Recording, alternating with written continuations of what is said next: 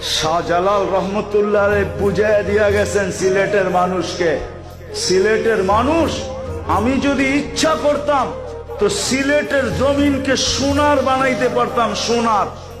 যেই ব্যক্তি জায়নামাজে বৈশা সিলেট সুরমা নদী পার হইতে পারে, ও সিলেটের মাটিকেও সোনা বানাইতে পারত।